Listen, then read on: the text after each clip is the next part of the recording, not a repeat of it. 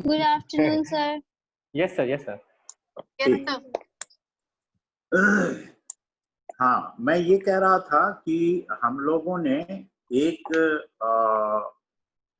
एक यूनिट शुरू किया था जिसमें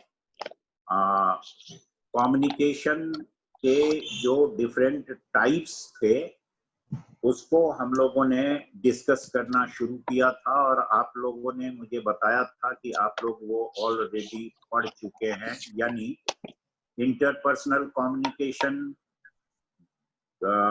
intrapersonal communication, group communication, mass communication, ये आप लोग पढ़ चुके हैं, ठीक है? Yes, sir. लेकिन उसमें से कुछ चीजों को मैंने डिस्कस किया था और आज हम लोग डिस्कस करेंगे, वो तो हो गया था, तो आज हम लोग डिस्कस करेंगे जो फर्स्ट यूनिट थी। वो यूनिट थोड़ा नीचे था, मुझे लगता है कि फोर्थ यूनिट शायद वो रहा होगा, फोर्थ यूनिट रहा होगा जिसको हम लोगों ने डिस्कस किया था, क्योंकि मुझे लगता था कि पहले उसी से हम लोगों को शुरू करना चाहिए। तो आज हम लोग डिस्कस करेंगे जो फर्स्ट यूनिट की कुछ टॉपिक्स हैं, क्योंकि क्लासेस तो हुई नहीं ज्यादा, इसमें कोरोना खा गया क्लासेस। Yes, sir. तो हम लोग आज इसमें कुछ चीजों को डिस्कस करेंगे, जैसे essentials of communication to build the society, mutual dependence of language and communication, culture and communication, socialization, ये सारी चीजें हम लोग डिस्कस करते हुए आगे बढ़े, ठीक है? Yes, sir. कौन सा Yes, यूनिट का है? फोर्थ? ये फर्स्ट यूनिट और हाँ, Yes, फर्स्ट sir. यूनिट की कुछ चीजें, फर्स्ट यूनिट जब शुरू किया था तो एक हम लोगों ने एक या दो टॉपिक डिस्कस किया था, उसके बाद और फोर्थ यूनिट शायद वो सारा जो है टाइप्स ऑफ कम्युनिकेशन वो हम लोगों ने डिस्कस किया था। तो इसमें जो बच रही हैं चीजें फर्स्ट यूनिट में, वो अब हम लोग आज डिस्कस करेंगे और फिर धीरे धीरे आगे बढ़ते हैं, ठीक है? Fine? Yes, Yes, sir. sir. Are you fine with it? Yes, sir. Yes, sir. Okay okay okay, तो हम लोग शुरू करते हैं। पहला हम लोग शुरू करते हैं mutual dependency of language and communication. देखिए, जो लैंग्वेज एंड कम्युनिकेशन है, ये जो शुरू हुआ, लैंग्वेज और कम्युनिकेशन का जो म्यूचुअल डिपेंडेंस है वो बहुत साफ है। इसमें अलग से ये कहने की जरूरत या समझने की जरूरत नहीं है, सिर्फ इसको एक्सप्लेन करने की जरूरत है कि ये किस तरह से एक दूसरे पर निर्भर करते हैं। आप जब कम्युनिकेट करते हैं तो there has to be a language. बिना भाषा के आप कम्युनिकेट नहीं कर सकते। वो भाषा कैसी होगी, वो लैंग्वेज कैसी होगी, that may be non verbal language, non verbal जिसको आप जानते भी होंगे कि वो बॉडी लैंग्वेज, जेस्चर, पोस्चर, इशारों से जो शुरुआती दौर में लैंग्वेज, जिस लैंग्वेज का इस्तेमाल होता था शुरुआती दौर में, और इसके बहुत सारे प्रमाण मिले। आदमी का जो विकास हुआ, डेवलपमेंट हुआ आदमी का, उसमें एक स्टेज है क्रो-मैग्नॉन, CROMAGNON,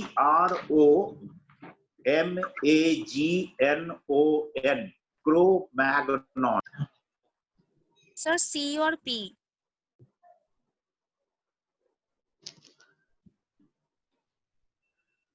जिस स्टेज में, सर स्पेलिंग क्या बोली सर आपने? हेलो सर, स्पेलिंग क्या बोली आपने? स्पेलिंग मैंने बोली CRO, crow, yes, CRO, crow, Magnon, MAGNON, crow-Magnon. Okay sir. ये आदमी जब गुफा में रहता था, फिर धीरे धीरे वो कम्युनिटी में रहने लगा, इस तरह से एक एक स्टेज आता गया। उसके डिटेल में अभी हम लोग नहीं जाएंगे। तो वो जो धीरे धीरे ये सब बहुत पहले, मतलब ये 4000 साल से भी ज्यादा पहले की बात है। तो उस समय ये जब आदमी का विकास जब इस रूप में, मैंने एक बहुत संक्षेप में मैं आपको बता देता हूं कि आदमी पहले चूहे की शक्ल में था, in the shape of rat, चूहा। फिर धीरे धीरे कैट की शक्ल में आया। फिर धीरे धीरे उसका जो लैरिंग्स है, हमारी 2 नलियां हैं हमारे गले में, एक फेरिंग्स है जिससे हम खाना खाते हैं, और दूसरी है लैरिंग्स जिससे हम सांस लेते हैं और जिससे आवाज भी निकलती है। तो जो लैरिंग्स है वो डेवलप नहीं था मनुष्य का पहले, चूहे की शक्ल में था। धीरे धीरे वो कैट की, बिल्ली की शक्ल में आया, और फिर धीरे धीरे बंदर की शक्ल में आया। फिर धीरे धीरे वो बंदर में भी अलग तरह से डेवलप होता होता वो फिर 2 पैरों पर खड़ा हो गया। तो जो क्रो मैग्नोन है वहां तक आते आते आदमी 2 पैरों पर खड़ा हो गया था। उस समय की जो पेंटिंग मिलती है, उस समय की जो पेंटिंग मिलती है, वो पेंटिंग मिलती है, जानवरों की पेंटिंग मिलती है, शिकार की पेंटिंग मिलती है। शिकार मतलब हंटिंग। तो हंटिंग करते हुए पेंटिंग वो बनाते थे। क्रो मैग्नोन जो था, वो जो प्रजाति थी मनुष्य की, तो वो इस तरह की गुफाओं में, केव्स में इस तरह की पेंटिंग मिली है। और उस पेंटिंग से अंदाजा लगाया जा रहा है कि उस समय जो कम्युनिकेशन का जरिया रहा होगा वो आर्ट भी रहा होगा। आर्ट यानी इस तरह का आर्ट जो वॉल पेंटिंग होती है, और वॉल पेंटिंग में ज्यादातर सूरज बनाते थे, वो पानी बनाते थे, शिकार बनाते थे, जानवर के चित्र बनाते थे। तो इस तरह की चीजें दिखाई देती। ये वीडियो नहीं आ रहा है तुम लोगों पर। एनीवे, तो मुझे देख पा रहे हो तुम लोग? हाँ sir. Yes sir, yes sir. Yes sir, yes ठीक है, यस सर, दिख रहे हो सर आप। ठीक है, मैं भी देख रहा हूँ। अब आ रहा है वीडियो, तुम लोगों पर भी आ रहा है। ओके, तो इस तरह का है। अब देखिए आप, लैंग्वेज जो शुरू में लैंग्वेज था वो नॉन वर्बल लैंग्वेज के जरिए कम्युनिकेट करना शुरू किया आदमी। और कम्युनिकेशन का जो जरिया था, आज भी आप देखते हैं मूक बधिर का जो समाचार होता है, डम्ब और डेफ के लिए जो न्यूज दिखाया जाता है, जिसमें वो इशारों से और बताते हैं, वो भी एक लैंग्वेज डेवलप की है। तो उस तरह की लैंग्वेज, तो ये था शुरू में नॉन वर्बल लैंग्वेज। धीरे धीरे वो non verbal language verbal language में कन्वर्ट होता चला गया, तब्दील हुआ। फिर वहां से वर्बल से लेके प्रिंट की दुनिया तक पहुंच गया, राइटिंग की दुनिया तक, फिर प्रिंट की दुनिया तक। और ये जो लैंग्वेज का विकास हुआ है, development of language and communication, how to express themselves. So they developed the language in the world. अब किसी एक कोने में अंग्रेजी बोली जाती है, कहीं जर्मन बोली जाती है, कहीं कोई और लैंग्वेज बोली जाती है। हम लोग हिंदी और ब्रिटेन के आने के कारण अंग्रेजी बोलते हैं। तो ये जो लैंग्वेज धीरे धीरे डेवलप हुई, ये अलग अलग जगह अपने अपने तरीके से डेवलप, ऐसा नहीं है कि एक जगह लैंग्वेज डेवलप हुई और वही लैंग्वेज पूरी दुनिया में फैली, ऐसा नहीं हुआ है। हर जगह अपनी एक लैंग्वेज डेवलप हुई है, और उस फैमिली का नाम, उस लैंग्वेज की फैमिली के अलग अलग नाम। तो इस तरह से शुरुआती दौर में सिंबॉलिक कम्युनिकेशन शुरू हुआ। सिंबॉलिक कम्युनिकेशन सिंबल्स के जरिए, जेस्चर के जरिए। तो इस तरह से एक लैंग्वेज, सिंबॉलिक लैंग्वेज डेवलप हुआ। फिर धीरे धीरे वो जो लैंग्वेज है, वो जब वर्बल लैंग्वेज में कम्युनिकेट हुआ तो वो एक कल्चर का हिस्सा हो गया, हमारे कल्चर का हिस्सा हो गया। और उसमें हमारा, फिर देखिए जो लैंग्वेज है वो कम्युनिटी के कल्चर को दर्शाती कि आपका लैंग्वेज किस तरह से आपके कल्चर को कैरी करता है। तो लैंग्वेज का न केवल कम्युनिकेशन से संबंध है, बल्कि लैंग्वेज का कल्चर से भी संबंध है। और ये डिपेंडेंस दोनों तरह से है, दोनों तरह से। और आर्ट आप देखते होंगे, आर्ट, फाइन आर्ट्स और दूसरे जो और आर्ट्स हैं, स्कल्पचर है और बहुत सारे इस तरह के इंस्टॉलेशन है, बहुत सारे तरह के आर्ट के फॉर्म। तो ये जो आप देखते हैं, ये भी अपने को एक्सप्रेस करने का एक तरीका है। आर्ट भी अपने को एक्सप्रेस करने का एक तरीका है। और वो भी है desire of the man, desire of the man to express himself और हरसेल्फ। तो इस तरह से जो एक्सप्रेस करने का जो तरीका है, वो आप एक्सप्रेस करेंगे तो कम्युनिकेट करेंगे, आर्ट की मार्फत कम्युनिकेट करेंगे, आप वर्बल वर्ड्स की मार्फत कम्युनिकेट करेंगे। तो ये डिपेंडेंस दोनों का, म्यूचुअल डिपेंडेंस, आर्ट मतलब ये लैंग्वेज का और कम्युनिकेशन का, ये बहुत साफ है। अब सबसे ज्यादा विकास लैंग्वेज का कब हुआ, ये एक सवाल था लोगों के सामने में। ये माना जाता है, जो कम्युनिकेशन के एक्सपर्ट्स हैं उन्होंने इस पर काफी काम किया है और काम करने के बाद इस नतीजे पर वो पहुंचे हैं कि एक समय आया जब शिकार से अलग हट के आदमी एग्रीकल्चर पर डिपेंड करने लगा। They started domesticating animals. They domesticated animals. जानवर को पालना उन्होंने शुरू किया, गाय को, भैंस को, बैल को। तब इसको जब पालना उन्होंने शुरू किया तो उसका उद्देश्य था एग्रीकल्चर। और देखिए, जब भी कम्युनिटी में कोई काम होता है, जब कम्युनिटी का कोई काम होगा, साथ में मिल के काम होगा, तो बिना कम्युनिकेशन के वो पॉसिबल नहीं है। इसलिए ये माना जाता है कि जो एज ऑफ एग्रीकल्चर है, एग्रीकल्चर का जो युग है, जहां से एग्रीकल्चर की शुरुआत हुई, उस समय लैंग्वेज का सबसे ज्यादा डेवलपमेंट हुआ होगा।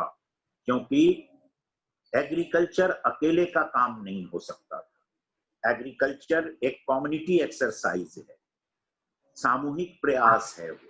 और जब समूह में आप काम करेंगे तो फिर बिना कम्युनिकेट किए आप नहीं कर सकते। इसलिए माना जाता है कि सबसे ज्यादा जो विकास हुआ है लैंग्वेज का, वो उसी समय हुआ है। उसके पहले ज्यादातर डिपेंडेंस जो था, वो डिपेंडेंस था आदमी का सिंबॉलिक कम्युनिकेशन, सिंबल्स के जरिए कम्युनिकेशन, बॉडी लैंग्वेज के जरिए कम्युनिकेशन, इस पर ज्यादा डिपेंडेंस था। लेकिन कम्युनिकेशन, चाहे वो नॉन वर्बल कम्युनिकेशन हो या वर्बल कम्युनिकेशन हो, बिना लैंग्वेज के कम्युनिकेशन पॉसिबल नहीं है। और जो नॉन वर्बल कम्युनिकेशन है वो भी एक लैंग्वेज ही है। तो और इस पर मैंने आप लोगों को वो भी भेजा हुआ है, कुछ स्टडी मटेरियल भी भेजा हुआ था व्हाट्सएप ग्रुप में। वो और देखने से थोड़ी और चीजें साफ हो जाएंगी, वो और देख लेना, ठीक है? Yes sir. अब देखिए, आप कल्चर, सोशलाइजेशन, इन दोनों चीजों को मैं साथ लेके चल रहा हूं।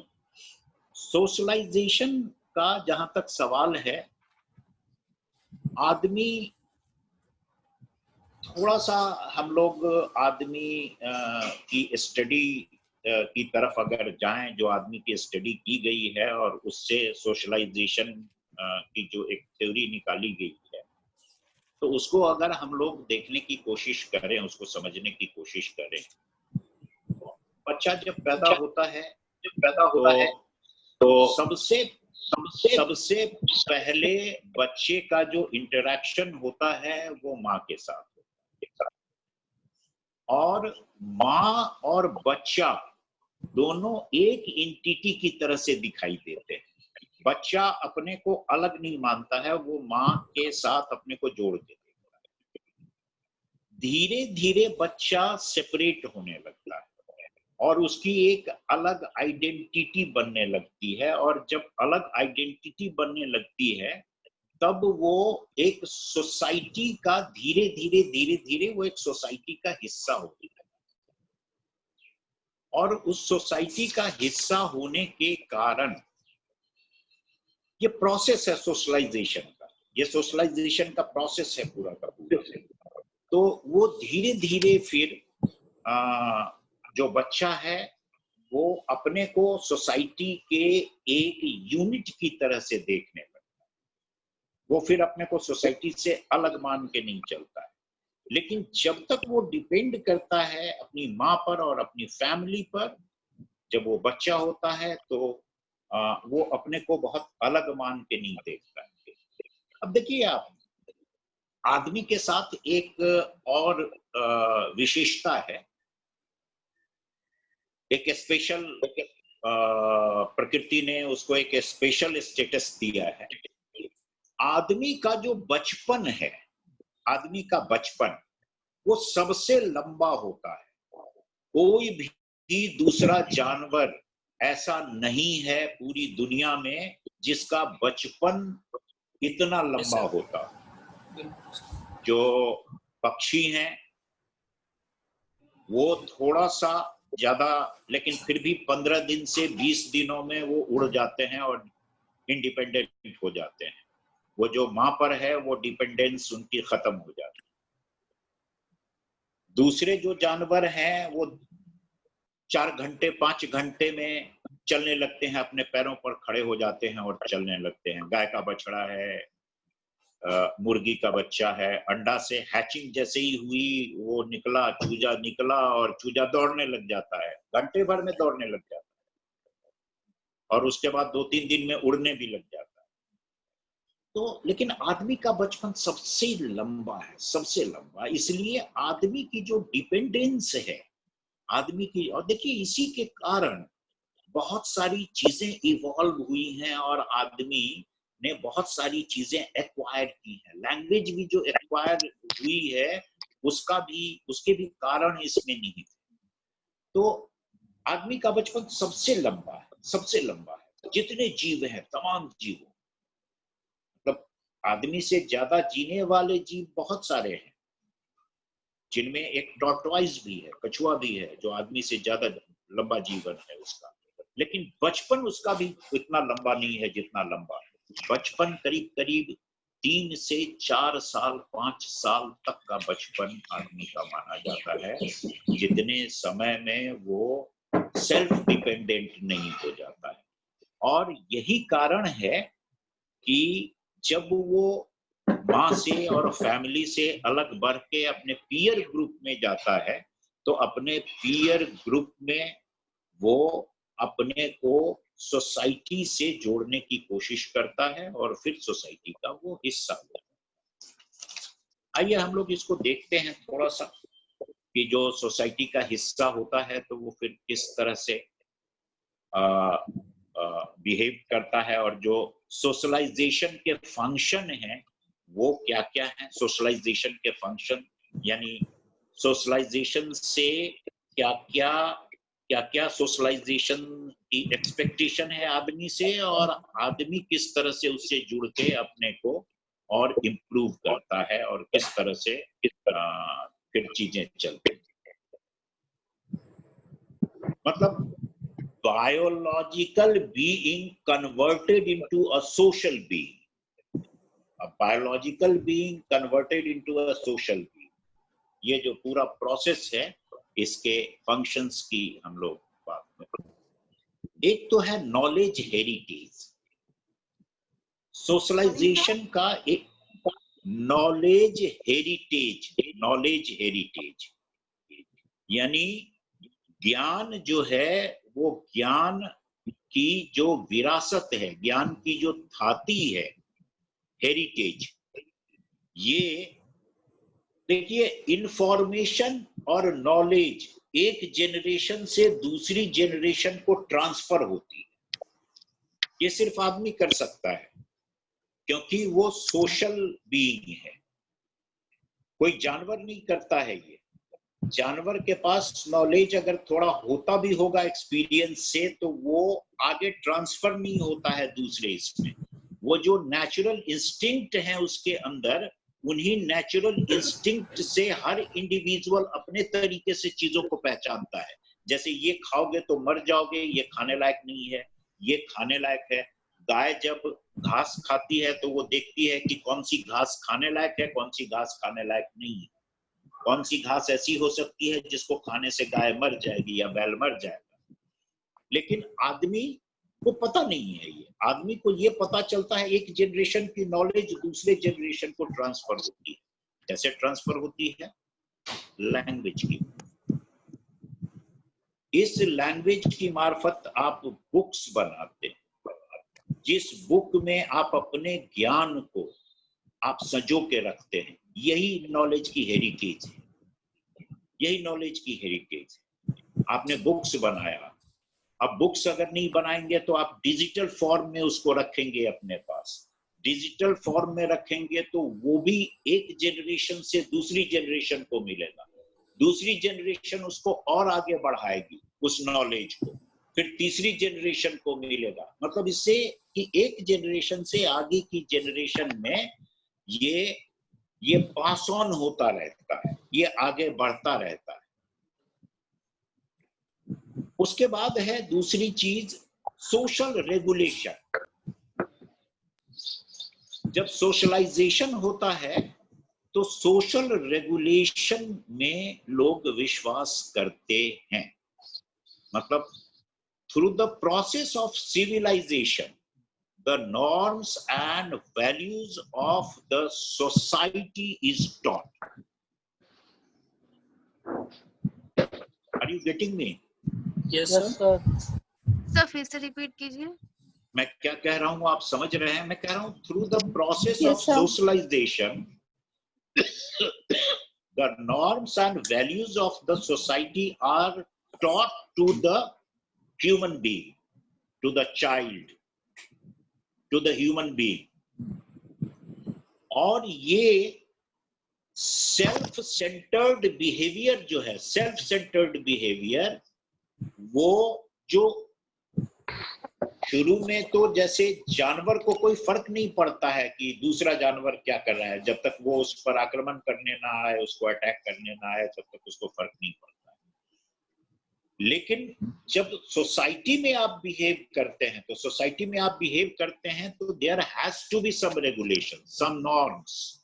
उन नॉर्म्स का पालन करना पड़ता है। तो सोशलाइजेशन में social regulation, this is an important point, like knowledge heritage. Knowledge heritage की तरह से ये एक पॉइंट है सोशल रेगुलेशन। ठीक है, आप चाहे तो पॉइंट Yes, sir. नोट भी Yes, करते sir. चल सकते हैं क्योंकि ये Yes, sir, आपके note काम कर रहे हैं। आएगा। सर नोट कर रहे हैं। Then continuity.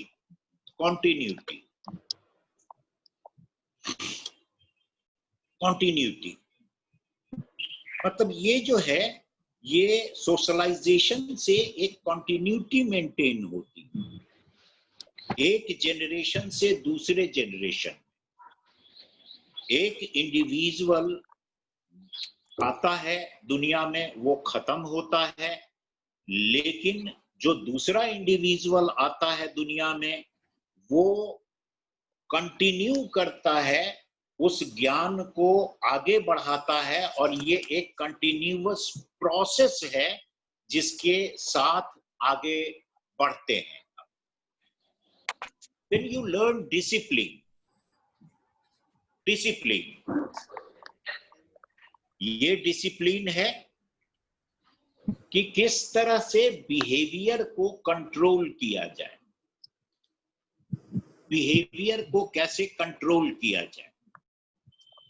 आदमी का जो बिहेवियर है, अगर मान लीजिए जंगल राज, कई बार आप सुनते होंगे कि क्या ये जंगल राज है।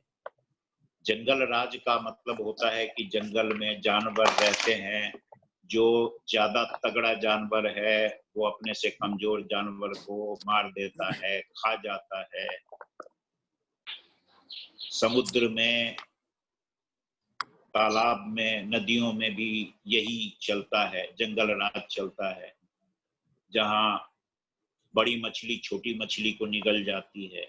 लेकिन जब आप सोशलाइजेशन की बात करेंगे, एक सोशल स्ट्रक्चर की बात करेंगे, तो उस सोशल स्ट्रक्चर में ऐसा नहीं होगा कि कोई पहलवान है और कोई दुबला पतला आदमी है तो वो उसको देखेगा तो उठा के पटक देगा और उसकी हड्डी पसली तोड़ देगा। ऐसा नहीं कर सकता। इसलिए नहीं कर सकता है क्योंकि आपको एक डिसिप्लिन में जीना पड़ता है, और जब सोशलाइजेशन की आप बात करेंगे तो वो एक डिसिप्लिन में आपको रहना पड़ेगा। ये सोशलाइजेशन ये डिसिप्लिन देता है, सोशलाइजेशन से ये डिसिप्लिन हम सीखते हैं, और वही डिसिप्लिन हमें बिहेवियर, हमारे बिहेवियर को तय करता है कि how a person will behave with others, with other persons, उसका किस तरह का बिहेवियर होगा। आप देखिए, आप बात करते हैं तो आप कहते हैं कि तमीज से बात करनी चाहिए। तमीज से बात करने का मतलब क्या है? There has to be a discipline, there has to be a discipline. कोई आपको गुड मॉर्निंग बोलेगा तो आप उसको आंख नहीं दिखाएंगे, तो यही डिसिप्लिन है, ये एक कल्चर भी है। तो कल्चर, सोशलाइजेशन कल्चर को भी करता है, कल्चर की चर्चा हम लोग अलग से करेंगे, और वही सोशलाइजेशन डिसिप्लिन भी लाता है, जिस डिसिप्लिन को सबको मानना पड़ता है, और सबको, और जो नहीं मानेगा उसके लिए नॉर्म्स हैं, रेगुलेशंस हैं, कानून हैं। ये then growth and development, socialization का एक जो बड़ा फायदा है वो है ग्रोथ एंड डेवलपमेंट। देखिए, ग्रोथ क्या है? ये कलेक्टिव एफर्ट से ही मिल सकता है। डेवलपमेंट क्या है? ये कलेक्टिव एफर्ट से मिल सकता है। एक आदमी हवाई जहाज नहीं बना सकता, एक आदमी रेलगाड़ी नहीं बना सकता, एक आदमी कार नहीं बना सकता। It's a collective effort, it's a collective effort. तो जो ग्रोथ और डेवलपमेंट है ये सोशलाइजेशन से ही संभव है। Unless you are a part of a social group, if you work as the part of that social group, the society cannot develop. So for development and growth of the society, this is an essential thing कि आप group में काम करें, आप समूह में काम करें, आप कम्युनिटी में काम करें। जब एग्रीकल्चर शुरू हुआ होगा, आदमी ने जब एग्रीकल्चर शुरू हुआ होगा, तो वहां उस ग्रुप की बात आई होगी, क्योंकि कई हाथ मिलके ही ये काम कर सकते थे, और ये काम उन्होंने किया भी। सर पहले तो हस्तशिल्पी था। हाँ, बोलो बोलो। सर पहले हस्तशिल्पी जो था ग्रामीण संगठन में, हाँ, तो ये सब इसी का पार्ट था ना?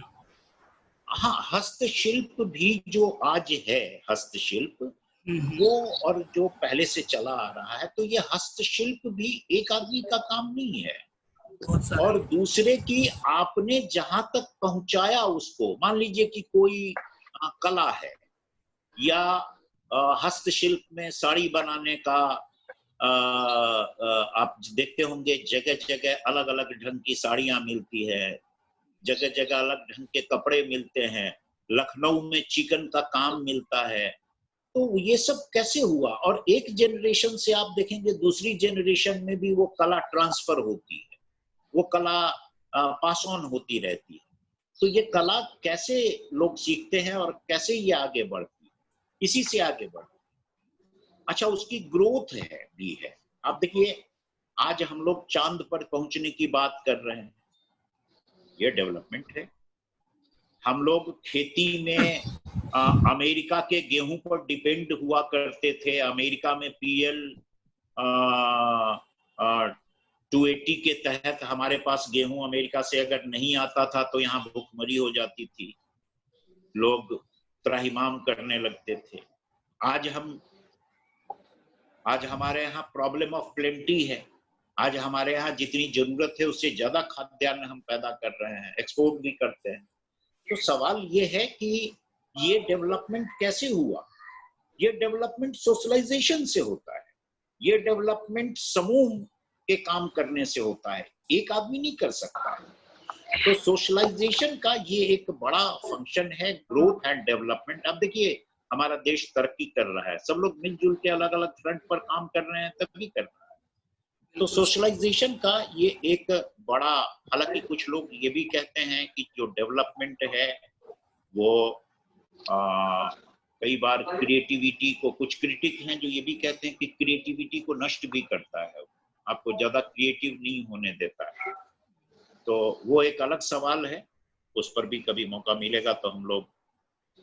दूसरे की सोशलाइजेशन से किसी आदमी को, किसी इंडिविजुअल को एक आइडेंटिटी भी मिलती है, इंडिविजुअल आइडेंटिटी। अमिताभ बच्चन को एक इंडिविजुअल आइडेंटिटी मिली हुई है, ये अमिताभ बच्चन है। किसने दिया? सोसाइटी ने दिया, सोशलाइजेशन के कारण मिला है। नरेंद्र मोदी की एक पर्सनालिटी हमारे सामने आती है, उनको रिकॉग्नाइज कौन करता है? सोसाइटी रिकॉग्नाइज करती है। कोई साइंटिस्ट है बड़ा, उसको कौन रिकॉग्नाइज करता है? तो हर व्यक्ति को, जो किसी भी व्यक्ति को जो एक इंडिविजुअल आइडेंटिटी मिलती है, वो इंडिविजुअल आइडेंटिटी उस सोशलाइजेशन के कारण ही मिलती है। गाय के झुंड में एक गाय दूसरे को नहीं बोलती है कि तुम बड़ी अच्छी गाय हो, तुमको देख के बड़ा अच्छा लगा, या एक बैल दूसरे को नहीं कहता है यार तुम तो मेरे से तगड़े बैल हो, नहीं कहता है। क्यों नहीं कहता है? सोशलाइजेशन नहीं है। They could not develop the language to admire someone. तो या उसको रिकॉग्नाइज करने का, तो जो पर्सनल आइडेंटिटी है वो सोशलाइजेशन के कारण पर्सनल आइडेंटिटी मिलती है। ये सोशलाइजेशन का एक बड़ा, हाँ बोलो। सर, पहले जैसे सोशल ग्रुप होते थे ग्रामीण क्षेत्र में, शहरी क्षेत्र में, तो जैसे हैंडीक्राफ्ट का, एग्रीकल्चर का, और उससे